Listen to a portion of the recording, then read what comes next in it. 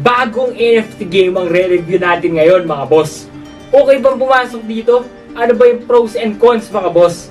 Lahat ng yan re-review natin. Bago ang lahat, like and subscribe muna. This is Danjo the Capital Master. So ito na mga boss, ang BITRISE. Ngayon pwede mo na siyang download sa Play Store o kaya sa App Store mga boss.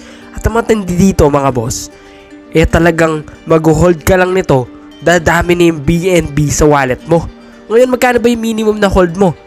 Kahit 0.2 BNB lang, makaka-hold ka na dito. So BITRISE na worth 0.2 BNB. BITRISE ha? Download mo lang to app nila, bili ka ng BNB, i-convert mo ng BITRISE, at kapag may BITRISE ka na sa wallet mo, BITRISE token, na worth 0.2 BNB kapag kinonvert mo, 0.2, magkakaroon ka na ng libreng BNB sa wallet. So lilitaw na lang bigla-bigla sa wallet mo na may BNB ka na. Yun yung kinaganda sa BITRISE mga boss. Ayan o, ang linis na app nila, ready to convert ka na. I-connect mo lang, okay, paano mag-send ng pera dito, isi-send mo lang yung BNB dito, galing MetaMask mo, o kaya pwede rin galing Binance. So, kunin mo lang yung receiving address dito, tapos i-send mo lang sa MetaMask or Binance yung BNB. Send to mo lang. So, galing no, ang linis na app nila mga boss.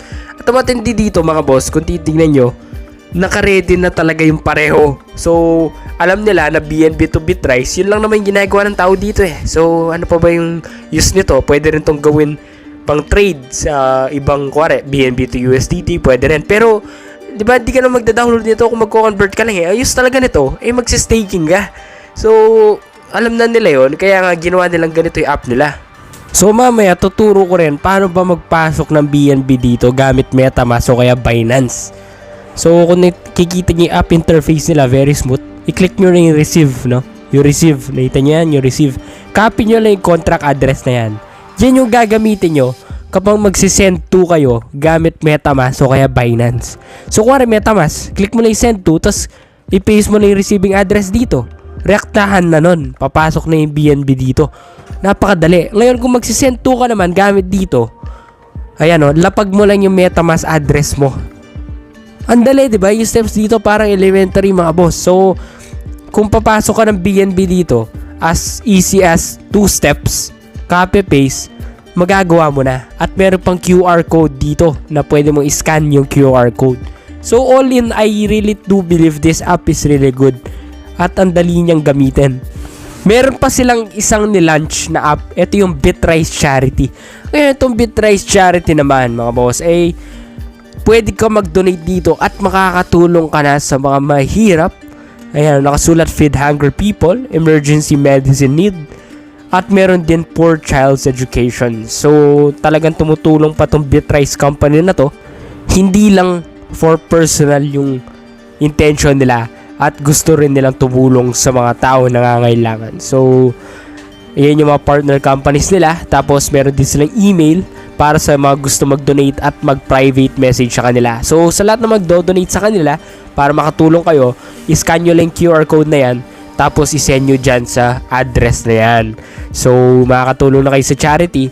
At least, ito, safe hands kayo mga boss, kasi marami silang partner companies at transparent yung mga founders nito.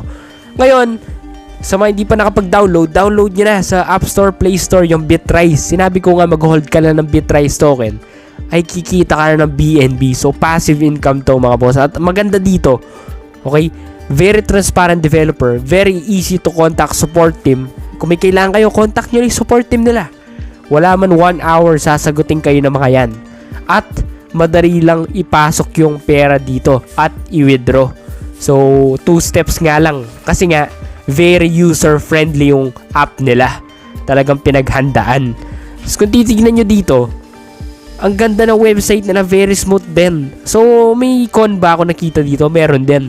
Ang pinaka-con na nakita ko dito, mga boss, baka naman buwababa yung BITRISE token value. Baka naman yung pinag-convert mo ng BNB to BITRISE, baka naman sobrang bumagsak to the point na yung nag-gain mo BNB, hindi na worth compared do sa na-lose na value ng BITRISE. So yun lang. Pero hindi ko naman nakikita na bumabagsak yung BITRISE kasi nga maraming pumapasok dito mga boss. So DEHero pa rin, disclaimer, DEHero pa rin, trade at your own risk, play at your own risk. This is Danjo the Capital Master signing off. Ingat mga boss.